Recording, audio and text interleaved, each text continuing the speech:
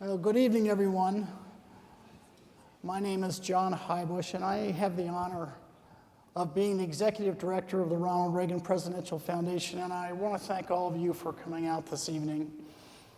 In honor of our men and women in uniform who protect our freedoms around the world, if you would please stand and join me for the Pledge of Allegiance. I pledge allegiance to the flag of the United States of America and to the republic for which it stands, one nation, under God, indivisible, with liberty and justice for all. Thank you. Please be seated.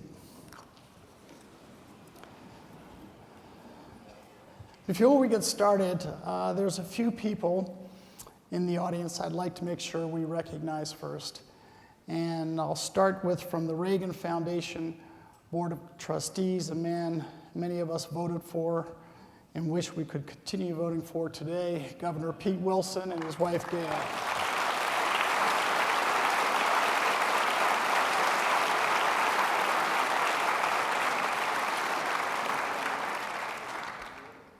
Another member of our Board of Trustees, an extraordinary individual who's done so much for the library, Mr. Jim Pattison.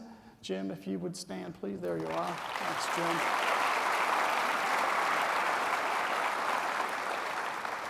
We have our Assemblyman, Scott Wilk, and his wife, Vanessa. Scott. Vanessa.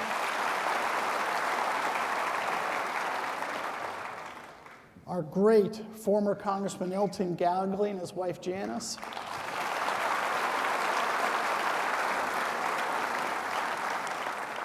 I hope we have a few of our city officials from Thousand Oaks and Ventura over here. There we go. Hey. All right.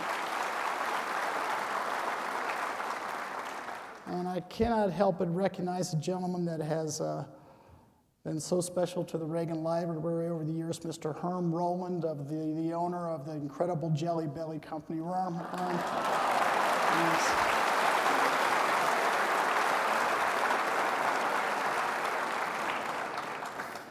Herm supplied the president with jelly beans the entire time the president was in the White House, and he keeps right on supplying the library, so it's just great to have you here.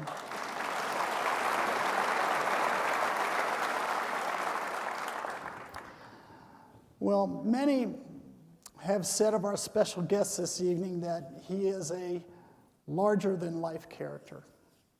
I would bet all of you would agree we have a sellout crowd tonight. That's what happens when you have a larger-than-life character.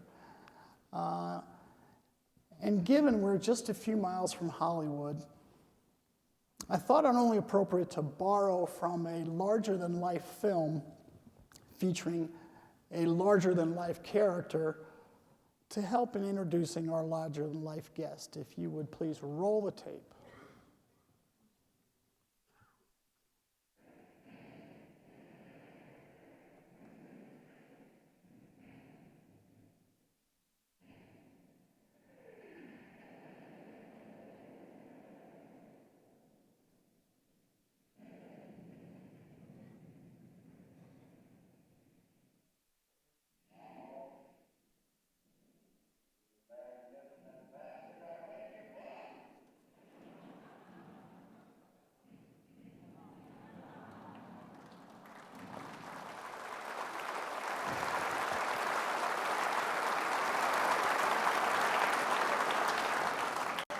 Now, the book that General Patton played so brilliantly by George C. Scott was shouting about over the tank fire was a real book and was authored by the famous German Field Marshal Erwin Rommel. First published in 1937 and entitled Infantry Attacks, his book promoted shock troop tactics, which use speed and deception and deep penetration to surprise and overwhelm the enemy. By the end of World War II, 500,000 copies of General Rommel's book had been published, in almost as many Americans as Germans had read the famous German field manual. Now, fast forward to the next century, the year 2006. It had been 20 years since the United States Army and 25 years since the U.S. Marine Corps had updated their own field manual on warfighting doctrine for dealing with insurgents. Now, the strategy and tactics of our fighting men and women required counterinsurgency, a type of warfighting capability necessary in just about every theater of modern U.S. interests. While I won't, and I just will not make a single useful comparison between our infamous Nazi field marshal and our special guest tonight, I will note that 10 years ago, it was General David Petraeus who literally wrote the book for our armed forces on counterinsurgency in modern warfare. Here it is, amazingly downloadable from the internet for free as Field Manual 3-24. The commercial version of this book received a glowing full-page review in the Sunday New York Times book review section. Now, fortunately for our country, General Petraeus is not only one of the most respected strategic military minds in the history of our armed forces, he is known in some circles as the professor of war. But he is much, much more than an academic. He is also what I would call a soldier's soldier. General Petraeus served for 38 years in the United States military, a lifetime of service. Graduated with distinction from West Point in 1974. Was the top graduate of his U.S. Army Rangers school class. Was the George C. Marshall Award winner as the top graduate of the U.S. Army Command and General Staff College class of 1983. Earned his master's and doctorate degrees in international affairs from Princeton's Woodrow Wilson School of Public Policy. Served in Haiti, Bosnia, Kuwait in the period leading up to 9/11.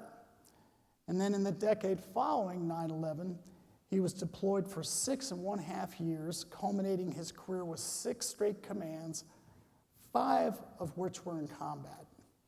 He commanded the 101st Airborne Division during the fight to Baghdad in 2003, and then in Mosul for its first year. He returned for 15.5 more months in 2004-2005 to establish the so-called Train and Equip mission in Iraq. And when he subsequently returned to Iraq in 2007, he led the famous surge as the head of the multinational force in Iraq, where violence was reduced by 90%. Finally, from there, it was on to Central Command and then to Afghanistan, where he led the forces that halted the Taliban in its tracks and accelerated the transition of warfighting tasks to Afghan forces. Now, in my mind, there's only one thing left to do after so many victories and such military success, and that is to run for the presidency of the United States.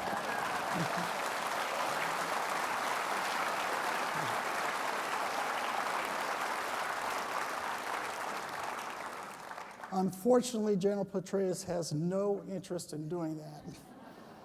So what do you do then? You become a spy. And not just any spy, but our nation's #1 spy.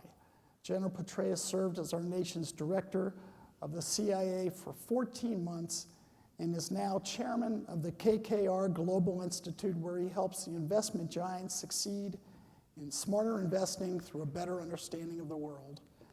Ladies and gentlemen, if you would, please join me in welcoming an authentic hero, a real authentic hero who has given his lifetime to this country, General David Petraeus.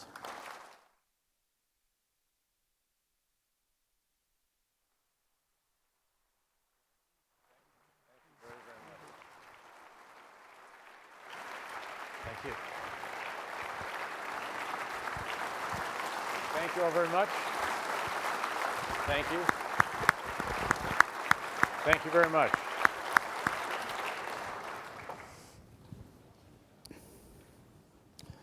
I want to start off by saying that General Petraeus was nice enough to allow us to do this in interview format. So I'll have a chance to ask questions of the general, but then we're going to have the audience to ask questions too. And I'm told that absolutely nothing is out of bounds. Ask anything you'd like.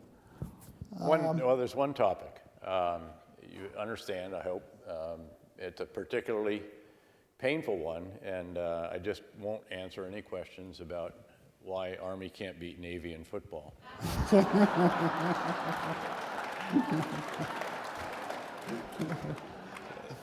I mean, there might be some other questions for which you'd have to have me on a couch to get the true answers, but beyond that, otherwise it's all on limits. Great. Thank you, General.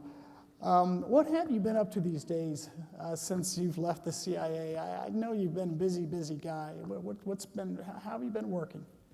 Well, I've been very, very fortunate to develop a portfolio of activities. The centerpiece is, as you said, the chairman of the KKR Global Institute, where we do the macroeconomic, environmental, social governance issues analysis and geopolitical risk for a firm that has about 115 billion under management around the world. And it's actually very exciting. I mean, this year alone, I've been in 13 foreign countries and 8 US cities.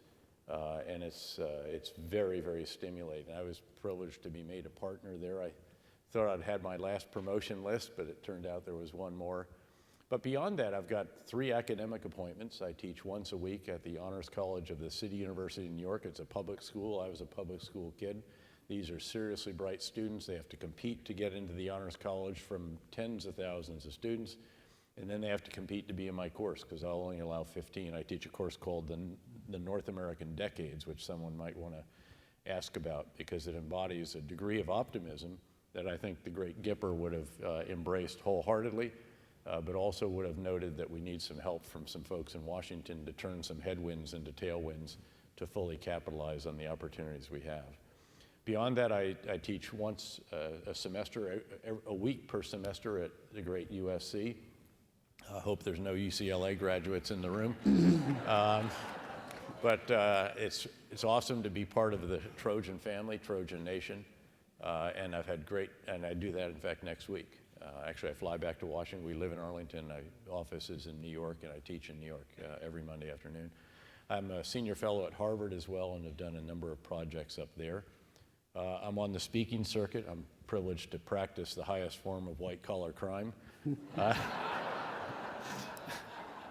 was in Indian Wells, California last night performing for 2,000 people. It was tremendous fun. There were no comments about tennis players and how much men and women got paid for those following that debate. And I want you to know this is not a white-collar crime event tonight, although I do appreciate the logistics to get me home this evening. Then I support, I think it's something like 7 or 8 veterans organizations on their boards, and then there are 2 major think tanks on whose boards I sit as well. So it's a wonderful portfolio.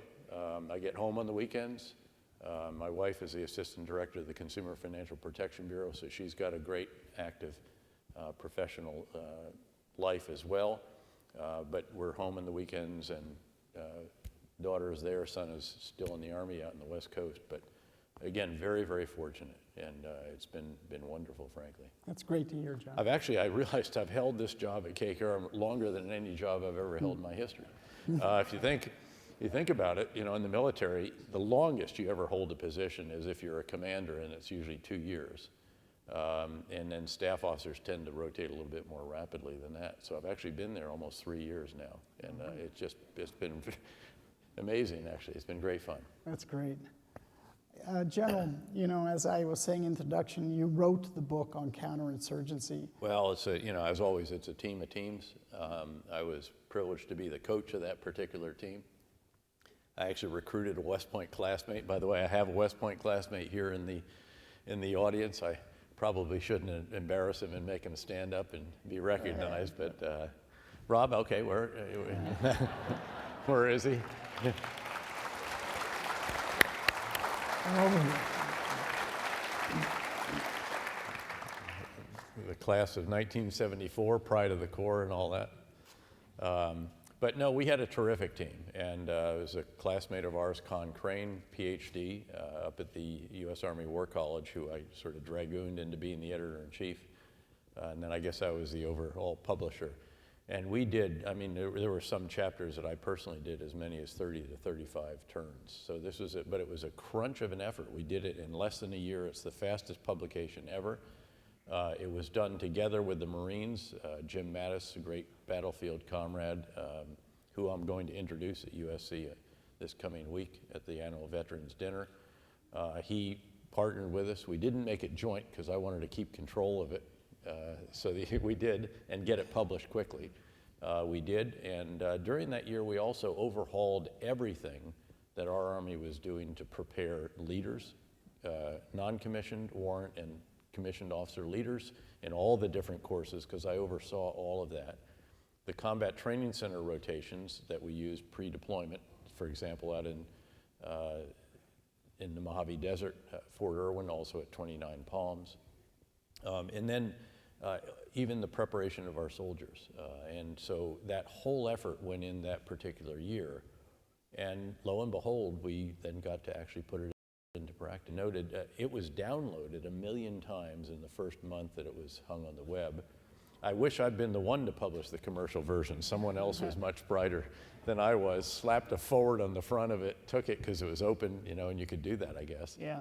And sold it, and I think did pretty well on it. Well, what I had read, I don't, maybe if you could tell me if there's truth to this, is that you had done a lot of study in Vietnam, and a great deal of what you found in your research was that it wasn't really a war lost by the politicians, but one lost by the wrong military strategy. And I wonder if there's any truth to that, and did it find its way into your counterinsurgency book? You know, actually, let me do something, and I'll come right back to that, which I have done in virtually every time I have an opportunity to do that, and that's to ask if there are any Vietnam War veterans in this room, and if there are, if they would stand so that we can give them the welcome that we should have given them at the time. Thank you so much.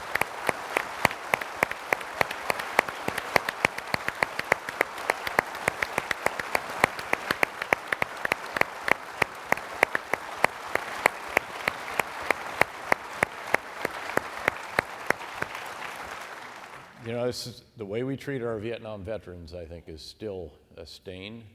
It's something that we should look back on with a degree of shame, frankly. And in the wars, the post 9/11 wars, there are people that have opposed those wars or opposed the policies, but they have all supported our troops. And it's a shame we couldn't have done that back in the Vietnam days when they weren't even volunteers. They were actually drafted. They did what their country ordered them to do, fought a tough, hard war in unbelievably difficult conditions, and were spat on when they came home. And so again, to all of those, thanks so much for what you went through, and thanks then for making sure that when the new greatest generation came home from the battlefields of Iraq and Afghanistan, that you were right up there leading the welcome home. I did a Ph.D. dissertation on the lessons of Vietnam for the senior military when it came to the use of force, but inevitably you obviously look at the actual conduct of the war. And that was one of the campaigns, one of the wars, if you will, that I did study quite intently. But there were others, and I'll come back to Vietnam. I studied Oman, which was a small war. There's a wonderful book written by a Brit. Only a Brit could have a title that was, "We Won a War." And they did. It was accurate. And I actually knew then the Sultan of Oman, who had overthrown his father and actually coming right out of Sandhurst, sort of like graduating from West Point. You go back and get rid of your dad and take control and then win a war, because he was in it obviously as well, and he still is the Sultan. I looked at Malaya and the British experience there, which was a successful one. Looked at the French in Indochina, really North Vietnam at the time, French in Algeria. I looked at El Salvador. In fact, I forgot to mention, you know, I'd actually served in Central America as well, albeit on a temporary basis, but as the Special Assistant to the Commander-in-Chief of Southern Command, I spent time in El Salvador during that vicious insurgency, and we had a really comprehensive approach that worked and actually got that country on the right track, really for decades, although it has slid back a bit now. With what I'd say about Vietnam, and perhaps actually some of those that actually served there might confirm or deny this after, My sense is that we had the wrong strategy for the wars we were fighting at the time in many cases. Early on, it was an insurgency. It was the Viet Cong. Yes, there was some North Vietnamese support, but you didn't have the big North Vietnamese units. And there were proposals made. I know of individuals, very significant individuals, who went back and said, this is how we should fight this. It should be what we would say essentially a counterinsurgency campaign. And instead, we sort of turned it into a big war. We wanted to fight a big war. We brought big units in and fought big wars. The problem with this is that you can actually conduct operations in which you create more bad guys than you take off the battlefield by the way you conduct it. And of course, in those days, we didn't have precision munitions. We had dumb bombs. We had, artillery, mortars, and all the rest of this. And I think that was a big challenge for what it was that we were trying to do. We did then later with the Cords and a number of we started to get the strategy right, and I'd argue that we did toward the end of the war. But then, of course, by that time, the popular support in the United States had collapsed, and we really couldn't. And the irony is that, of course, what defeated South Vietnam in the end was actually not an insurgency. It was actually main force North Vietnamese units, divisions, rolling into Saigon. And so the other factor I do think we have to acknowledge is that, candidly, our South Vietnamese partners, the leaders in particular, rarely proved to be adequate. And this is a challenge. I mean, we've experienced this. My partner in Afghanistan, President Karzai, was a bit of a trial at times. I think he'd probably be the first to admit that he was, in fact. And there were some very significant exchanges that we had. There were 2 times when I said, if the president doesn't clarify what he said yesterday, i.e. correct what he said, I am headed back to Washington on the next plane, and I'll take the policy with me, and I meant it. These are serious moments. I had to do this in Iraq a couple of times as well. So the challenge, if you can't get good partners, is very significant. And the tragedy of Iraq, of course, is that we got the surge, we drove violence down, as you mentioned. It stayed down for 3.5 years after that.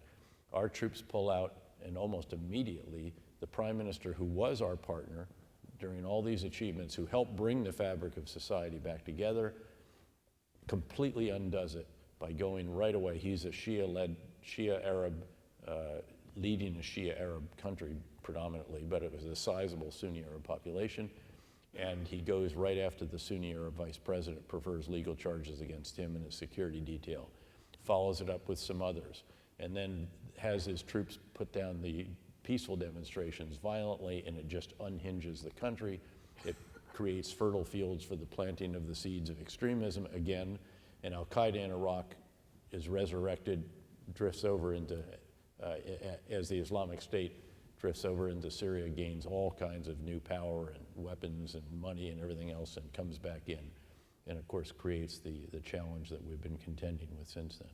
Now, one other area that ties to this in counterinsurgency, I think for the most part, we back home, while you were out on the battlefield, and the big question, the decision that President Bush and you had to make, and it was all around the surge, and were we actually going to commit 20,000 more troops? Yeah. And was that the solution? Yep. But it seems to me it was just a small part about more troops.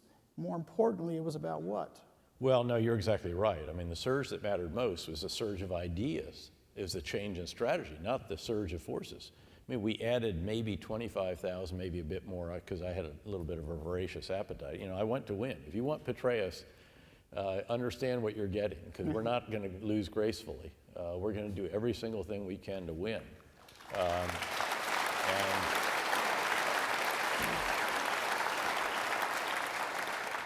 But we had about 140,000 troops, U.S. troops on the ground already. We had another, 15,000 or so coalition forces. And we added, again, 25,000. That wouldn't predict that within 18 months you're going to drive violence down by, again, 85, 90%. So it was really the surge of ideas. And when people ask me, what are the tasks of a strategic leader?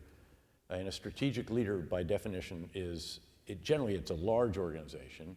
Second, he is the individual at the end of the day who is responsible for charting the strategy. And you've got to get the big ideas right. So task one is get the big ideas right, then you communicate them through the breadth and depth of the organization, which takes all kinds of means as well. You oversee the execution of the big ideas, and then you figure out how you have to refine them and do it all over again in a continuous process. Well, we had the wrong big ideas in Iraq.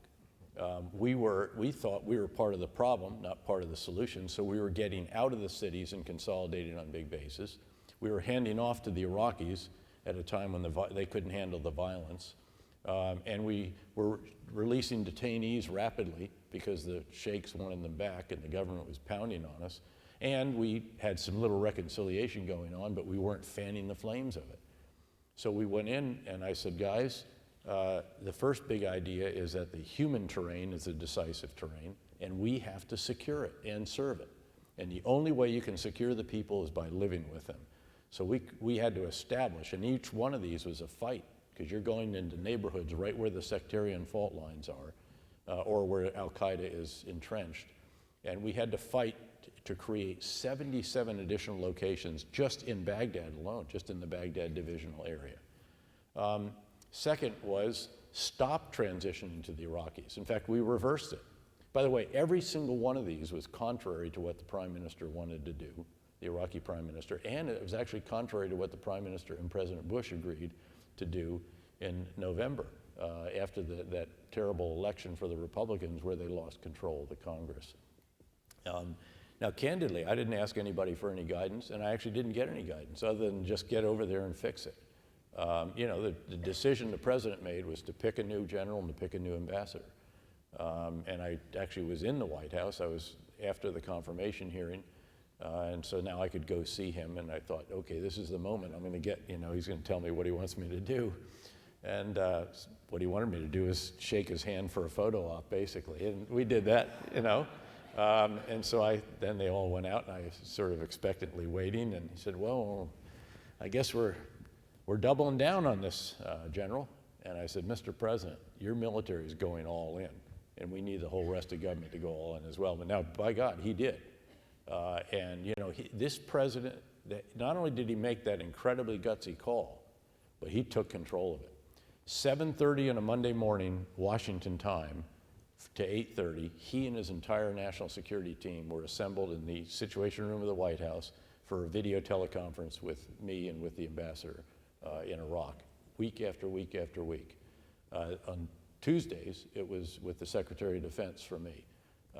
They took charge of this thing. He would do a weekly teleconference with the Prime Minister of Iraq. So again, did all these things. But again, he basically said, and I'd given him a copy of the Counterinsurgency Field Manual. In fact, I inscribed it for him. And so he said, get over and do it. So we did. Then detainees, I said, guys, the special operators are saying that we're running a terrorist training university inside our detention facilities. And we were, because the extremists were in the midst of these populations in these big enclosures. By the way, they were treated very well. If somebody wants to ask me about interrogation techniques, I'd be happy to hold forth on that topic. Because my belief, and nobody's responsible for more detainees in decades and decades than I was. We had 27,000 at the height in Iraq because we stopped releasing them. I said, until we get the extremists out of the general population into maximum security, which we had to construct, until that's done, and then we have rehabilitation programs, we're not releasing any detainees. And I took huge flack over this from the government in Iraq and from the sheikhs of the tribes. But ultimately, they applauded it because we didn't have recidivism. Recidivism, return to combat, went way below 10%. Now, was there any time during this, I know all eyes were upon you, was there any time when you sat at the middle of the night and you said, I don't know if this is going to work? I truly believed it would work. And again, keep in mind, I'd been on the ground for something like 2.5 years before that. And then I'd spent the intervening 15 months just basically studying and doing the manual, overhauling the road to deployment for our units and troops and everything else. What did cause some sleepless nights was concern that it might not turn sufficiently before I don't know if you remember, we had to come back and testify in September of that year. I took over in early February. We had about 6 months. I strung it as long as I could. Did studies, did all these things, said I can't come back yet. Oh, okay, I'll come back, but closed door hearing. And as you all know, it's a totally different experience. When the cameras come on, it's performance time. Yeah. Closed door was terrific. It was very, very productive. Cameras on, it was game on. And those were extraordinarily emotional hearings, as you may recall.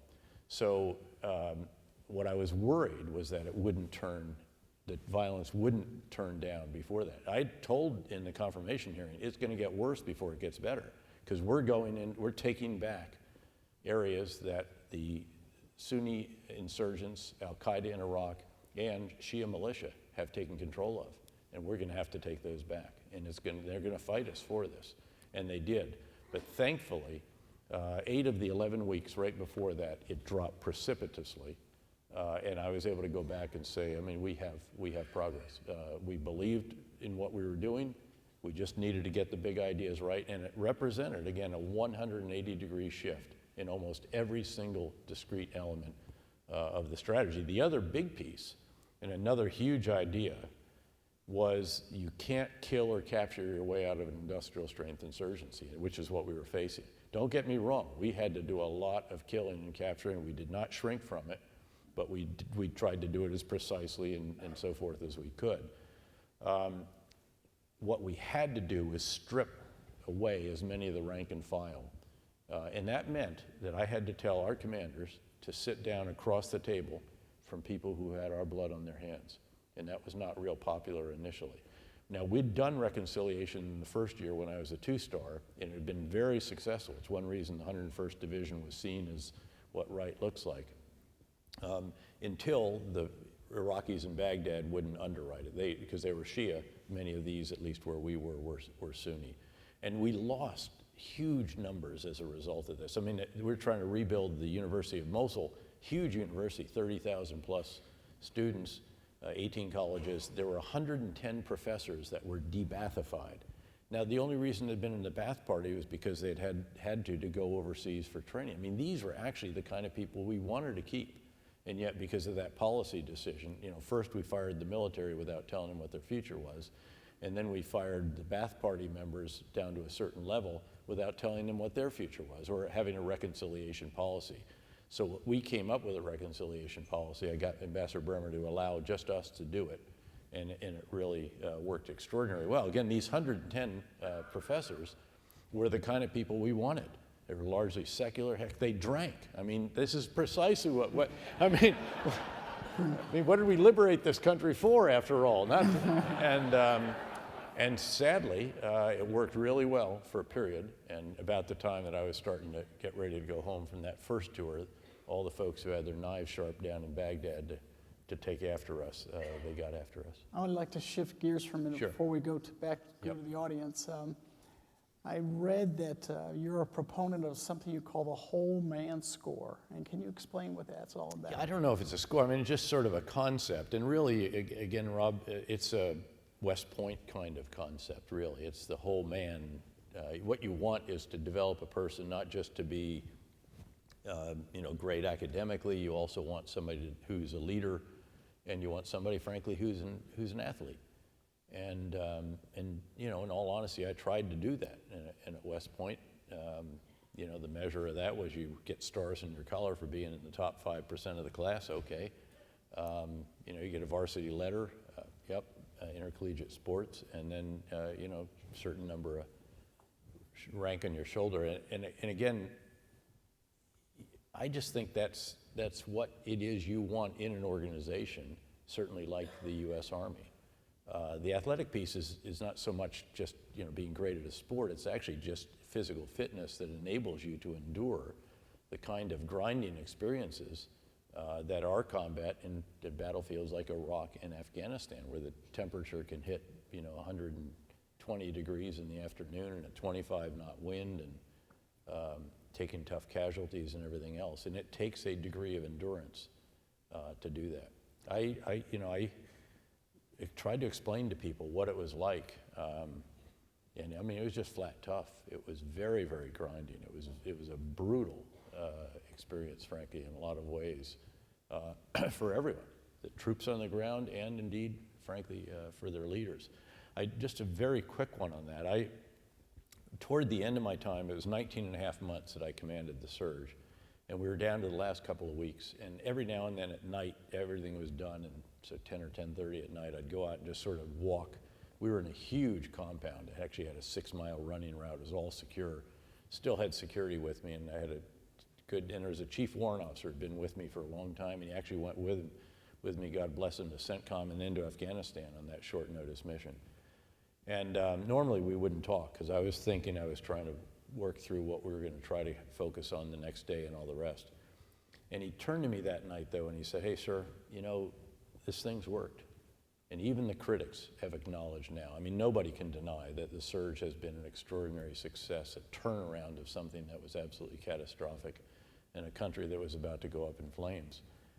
He said, "So what's it like? What's it been like to be the commander of this extraordinary endeavor?" And I said, "Chief, it's the most awesomely awesome experience imaginable on a good day. But there are very, very few good days."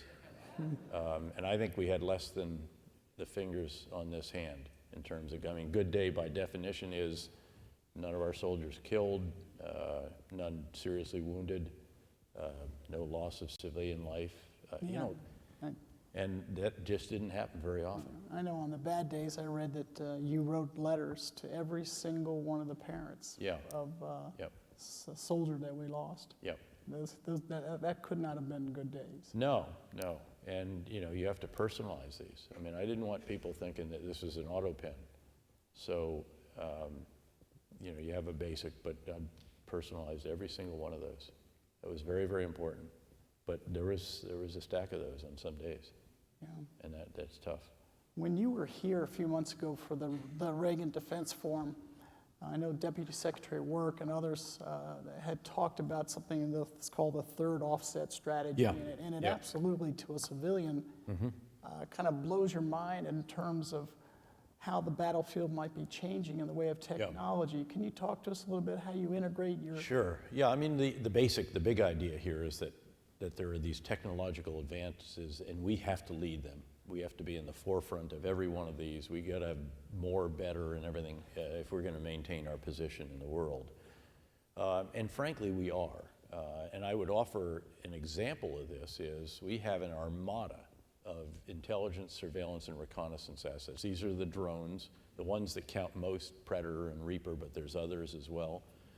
They have optics on them, they can have weapons on them, they can have signals intelligence devices, they can have imagery of all different types, thermal and so forth, electro-optic. And this is what is enabled, has a transformative effect on what we are able to do. I remember when we did the fight to Baghdad, for example, as a 2-star division commander, 3 divisions were all fighting over one Predator.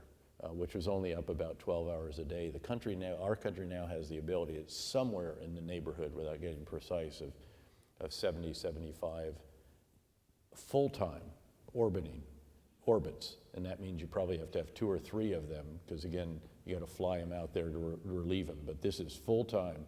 It's called the unblinking eye. This is what is enabling us to enable host nation ground forces.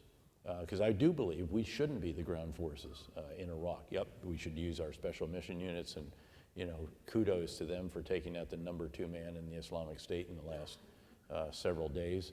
But by and large, it should be Iraqis that are doing the fighting on the ground, because if they can't, the results won't be sustainable this time. It should be Iraqis that are doing the reconciliation component this time, that we did last time, but because they had no authority in a lot of the different areas until we reestablished that for them. So this is what is enabling in this incredible capability, and we have it over the battlefields in Iraq, in Syria, in Afghanistan, in Yemen, sometimes Somalia, North Africa, and a variety of other places left unsaid. So that's just one example. And what is going on now in cyberspace, we have to regard, we started out with ground warfare, and then you had surface naval warfare, and then along came subsurface, and then you got airspace, and then you got space, and now you have cyberspace, and it's a whole new battlefield. And in fact, I hope that in the months ahead, we will see Cyber Command be made a full-fledged combatant command with responsibility for a geographic area, just like U.S. Central Command had. You know, we had 20 countries from Egypt to Pakistan, Kazakhstan to Yemen, about 90% of the world's problems, and we were very proud of it. But cyberspace, that is a geographic area, if you will, and it has to be thought of that way. So this will be a very hybrid organization. It exists, it just needs some further elevation in the pecking order and in the resourcing area. Beyond that, think of drones that are, you know, the size of a gnat. So you have, and can buzz into the window and have a camera for you. Think of a manned aircraft, say a fighter bomber, and you've got two wingmen, but they're unmanned. And they could even be autonomous at some point. So again, just let your imagination go, and this is where technology is going, and it's accelerating. And again, we've got to be in the forefront of that. And to ensure that, we've got to be darn sure that we don't inflict sequestration on the Department of Defense again, as we did a couple of years ago, and that we continue to fund the Department of Defense in the way that the namesake of this great foundation, and congratulations on all you've done for it as well.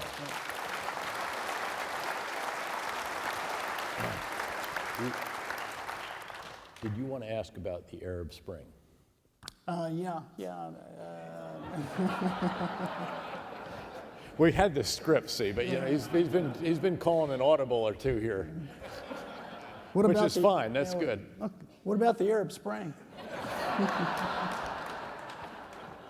Well, thanks, John, for asking about that. Actually, we were talking backstage, and I said, you know, something I have been thinking about is what are the big ideas that we should have developed? What are the lessons learned of this post-Arab Spring period? And I think they are 5 in number. And I think these are hugely significant. The first is that in a swath of the world from West Africa, North Africa, Mideast, and into Afghanistan and Central Asia, really, any ungoverned space in that area will be exploited by Islamic extremists, and they are being. The second is that the effects, the implications of this will not be confined to the area in which they're located, or even the region. Rather, they will be like Syria, which is a virtual geopolitical Chernobyl now. It's a country that has melted down and is spewing extremism, violence, instability, and of course a tsunami of refugees into Europe and our NATO allies, and causing the greatest crisis there in anyone's memory, much worse than the Euro crisis, which we thought was very significant just a number of years ago. Third, dealing with this, it's imperative that the United States leads. There is absolutely no substitute for U.S. leadership. It is indispensable. Okay, if the French want to do Mali, certainly support, but we have to lead. There's no substitute for it.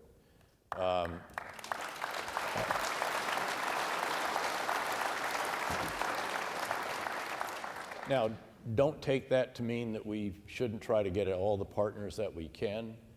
We absolutely should.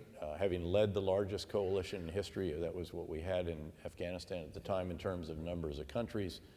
I know what it takes to do that. I know the challenges. I know the coalition maintenance, if you will, difficulties. But Churchill had it right. You know, he said the only thing worse than fighting with allies is fighting without them.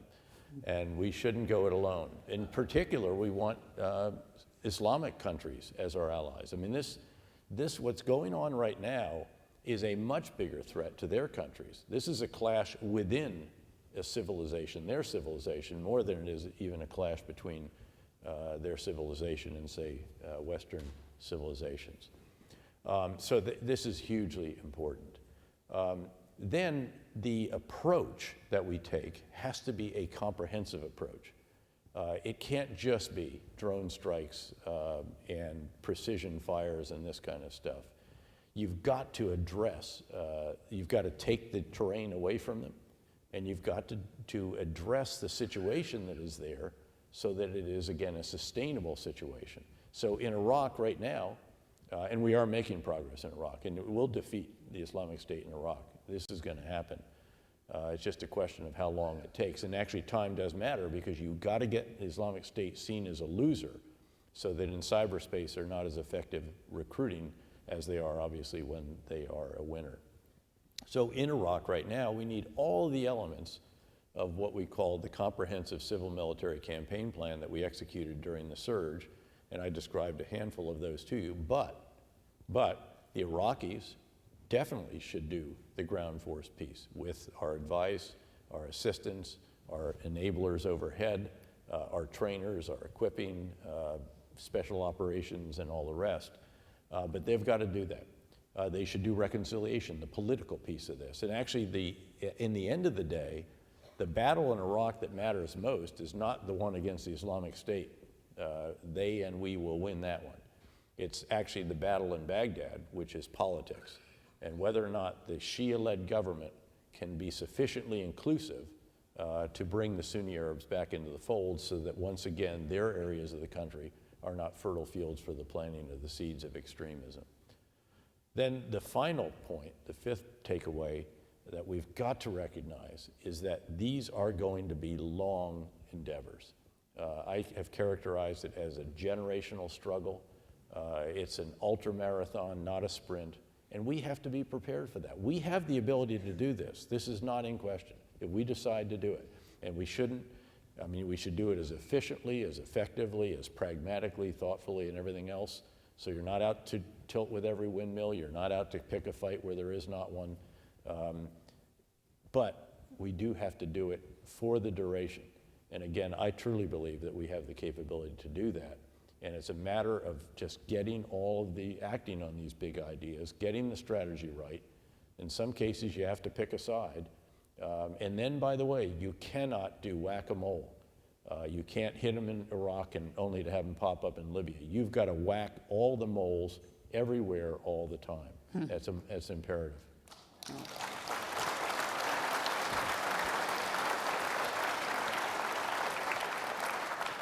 Okay, we have time for some questions from the audience. If you would raise your hand, please, if you have a question, and wait until we put a microphone in your hand so we can hear what you have to say. Oh, I think the governor gets the first question, doesn't he? Yeah, I think we'll... Please come down here. Let's go to Governor Pete I'm sorry, Wilson. you just got outranked, but you'll get the second question. Yeah. General, first of all, thank you for an incredible career. Thank you.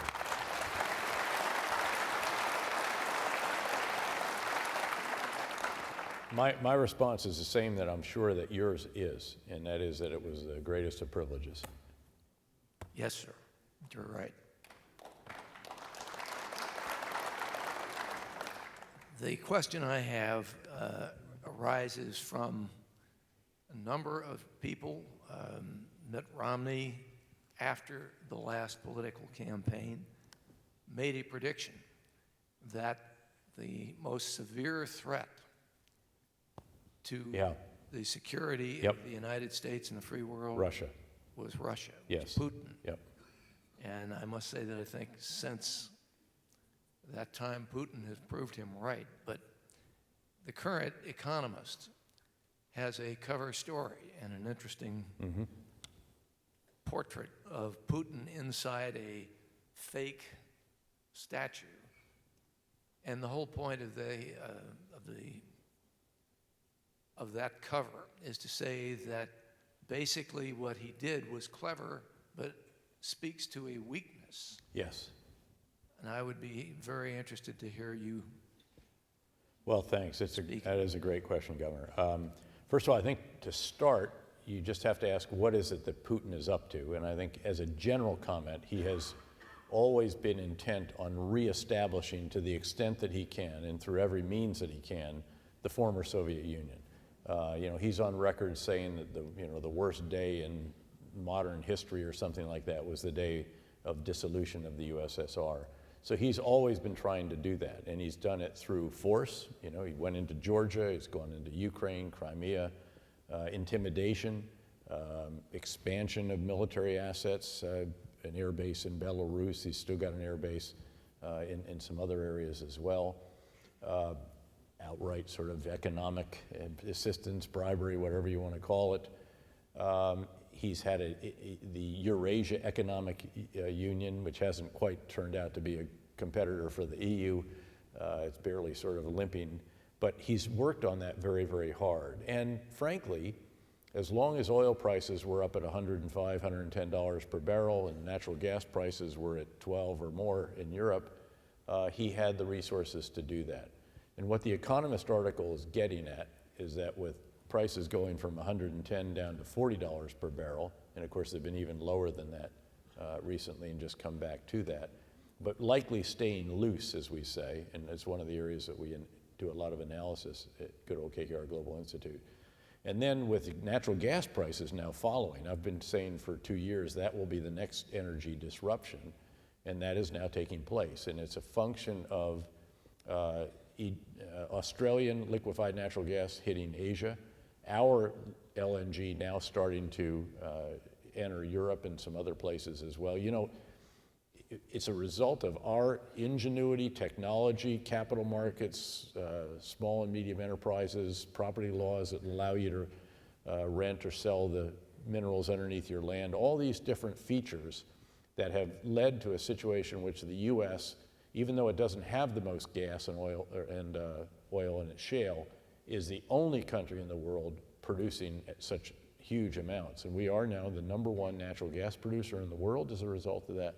And we're the #1 oil liquids, which is a bigger category than crude oil, producer in the world as well.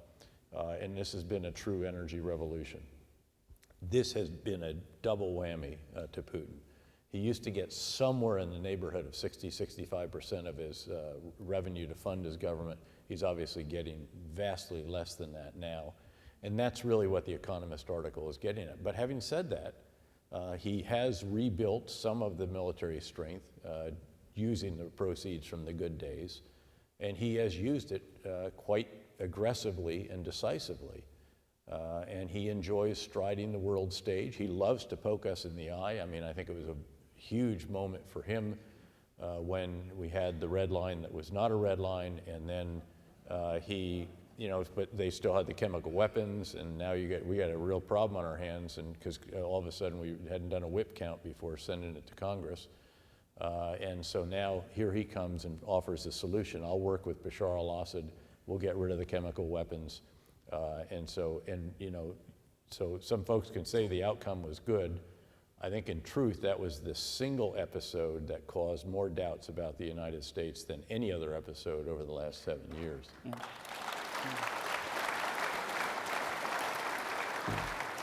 We'll take a question right here. Thank you, General. The United States was very fortunate to have an Alexander Hamilton and James Madison write a constitution that would be sold to the American people and last for 250 plus years. The question in the Middle East when there's regime change of Saddam Hussein or Gaddafi or possibly Assad is what comes next. And the American people seem to believe that a Madison and Hamilton will rise up and write a constitution and everyone will live democratically, happily ever after. But those countries have never experienced that type of life in centuries or thousands of years. Yep. So how do we prepare for a non-military environment in these countries that would produce a stability? Well, there's this great Princeton professor, in fact, he was there when I was in grad school, named Bernard Lewis.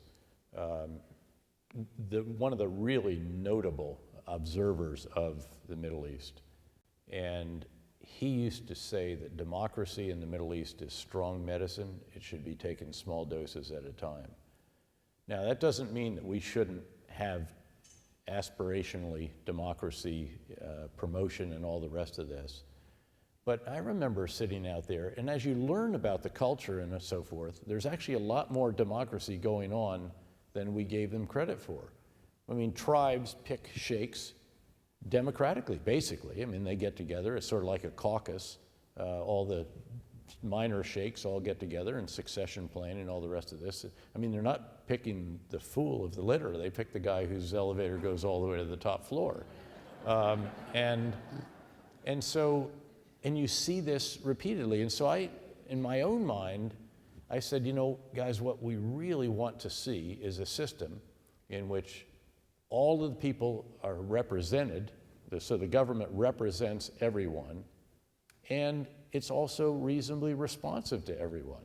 And how they get to that, and then if it has stability to boot, I mean, after looking at what's happened in the Arab Spring, perhaps stability wasn't all that bad. I got it that, and of course, the problem is with dictators who stay too long and autocrats. I used to meet with President Mubarak in Egypt, and he'd been the president. I first was in his presence as a major when I was hustling the bags for somebody who was really meeting him. And then years later, here I am, a four-star, I don't know, 25 years later, he's still the president of the country.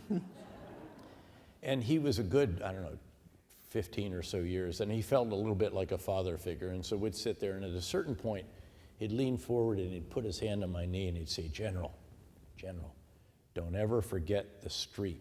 Listen to the Arab street. And I'd like to go to him now and say, hey, Mr. President, how about that Arab street, huh? Who wasn't listening?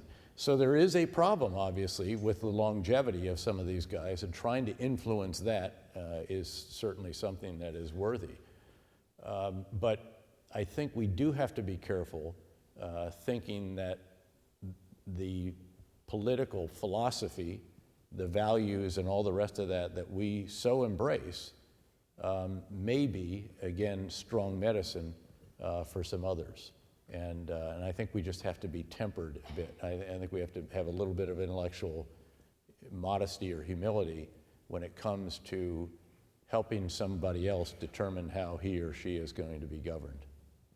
We had, I think, that individual right there who This the will governor have to be our outright. last question, because the food will start to get cold after this. So that never stand between an infantryman and chow here. Actually, one anecdote then maybe. Yes. So every time somebody says this is, and I realize that I'm all that stands between all of us and a glass of wine, I'm reminded of this story about the little third grade boy who had to write a report for his class on Julius Caesar and present it. So he did his research, and the appointed day arrived. He stood up, he held forth. He said, Julius Caesar was born a long time ago. He was a great general. He won some important battles. He made a long speech. They killed him.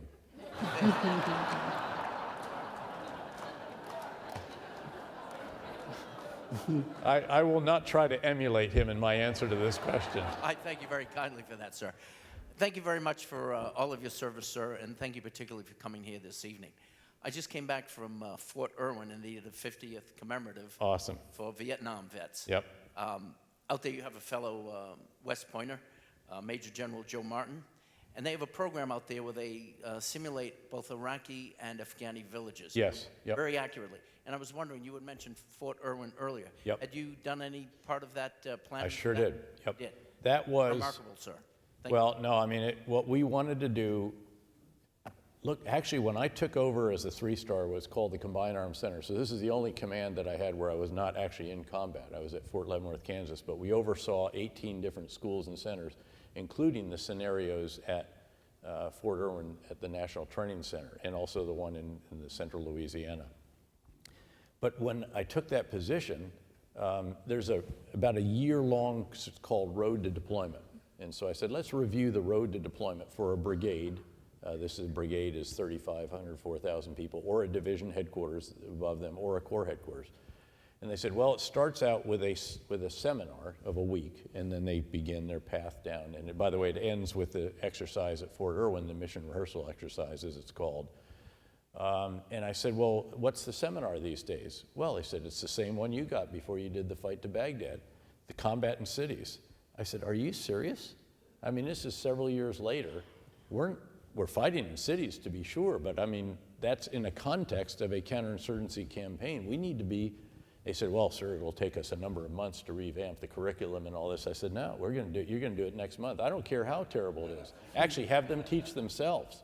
They've all been in combat doing it, but don't do just combat in cities anymore. So we revamped every single aspect of that. We revamped every course that any non-commissioned officer went to, any commissioned officer, any warrant officer went to. The Sergeant Major's Academy, the Command General Staff College, all of the different basic, advanced, and so forth courses we had our hooks into, and we had our hooks into the scenario. And to be fair now, in this case, people had already begun making some of these changes, but we made a lot more. And we actually went out and had Iraqi role players, Iraqi Americans. So they were native Iraqis, spoke Arabic with an Iraqi accent, and they were actually replicating every aspect that you'd find. You had sheikhs, you had tribal members, you had host nation security forces, you had suicide bombers, you had insurgents, you had local officials, you had imams, you had anything you can imagine we had there.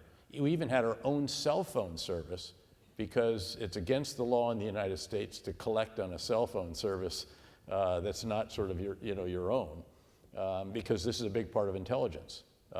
That's publicly known. I didn't just reveal state secrets. But anyway, so no, we put a great deal into that, and I appreciate it very much. If I can just wrap it up then. And I've echoed this when I've been here a couple of times before. But when you're downrange, nothing matters more than having a sense that those back home appreciate what you're doing. And the fact is that, as I mentioned, there's a lot of people that opposed the policies that we were implementing, but they all supported the troops. There are very few communities in our great country that supported the troops remotely as well as the communities that you all represent. And so I just want to end tonight by saying heartfelt thank you from those that I was privileged to lead in Iraq and Afghanistan. Your support meant everything to us when we were downrange. So thank you all very much. Thank you, General.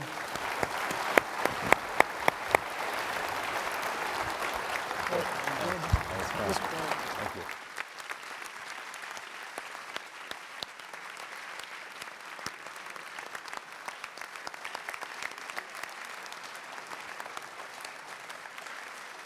Ladies and gentlemen, thank you again for coming this evening. I would ask you all to stay put for just a moment while General Petraeus' guests exit this way to join him for dinner.